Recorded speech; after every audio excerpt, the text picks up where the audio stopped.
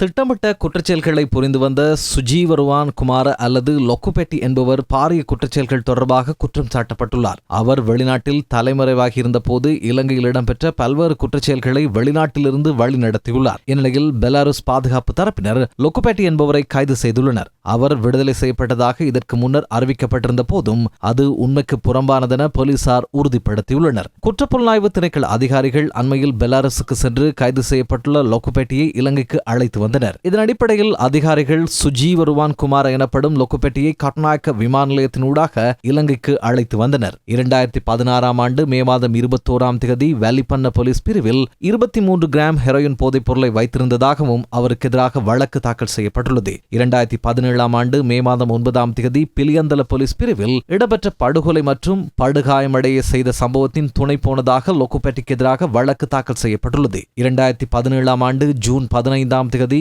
299 gram heroin போதைப் பொருளை தம்மசம் வைத்திருந்ததாகவும் வழக்கொன்று விசாரிக்கப்படுகிறது. 2021 ஆண்டு அக்டோபர் 8 தேதி வேலிப்பண்ண பகுதியில் வெளிநாட்டில் தயாரிக்கப்பட்ட கைக்குண்டு ஒன்றையும் உள்ளூரில் தயாரிக்கப்பட்ட ரிவால்வர் ஒன்றையும் ரவைகளையும் வைத்திருந்தமை தொடர்பாக மத்துகம நீதிமன்றத்தில் வழக்கொன்று விசாரிக்கப்படுகின்றது.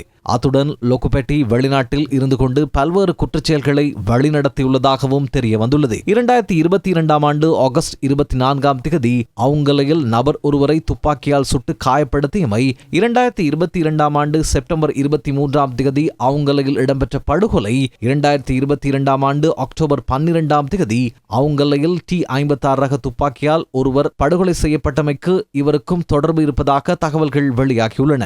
2024 ஆண்டு ஜனவரி 18 தேதி அம்பலாங்குட பகுதியில் மீன் வியாபாரி ஒருவரை கொலை செய்ய வருகை தந்த சந்தேக நபர் ஒருவர் துப்பாக்கியுடன் கைது செய்யப்பட்ட சம்பவம் குறித்து இவர் மீது குற்றம் சாட்டப்பட்டுள்ளது. 2024 ஆண்டு ஜூலை 8 தேதி அத்துருகிரிய பகுதியில் T-56 ரக துப்பாக்கியினால் கிளப் வசந்த உள்ளிட்ட இருவரை படுகொலை செய்ததுடன் 4 பேரை காயப்படுத்திய சம்பவத்தை இவர் வழிநடத்தியுள்ளதாகவும் போலீசார் தெரிவித்தனர். அரசியல் புகலிடத்துடன் கடந்த காலங்களில் செயற்பட்ட குற்றச்செயல்களை கட்டுப்படுத்த பாதுகாப்பு தரப்பினர் விசேட நடவடிக்கைகளை மேற்கொண்டுள்ளனர். இதன் அடிப்படையில் பல்வேறு குற்றச்செயல்கள் தொடர்பாக தேடப்பட்டு வரும் இதுபோன்ற குற்றவாளிகளுக்கு எதிராக சட்ட நடவடிக்கை எடுப்பதற்கு பாதுகாப்பு தரப்பினர் நடவடிக்கை எடுத்துள்ளனர்.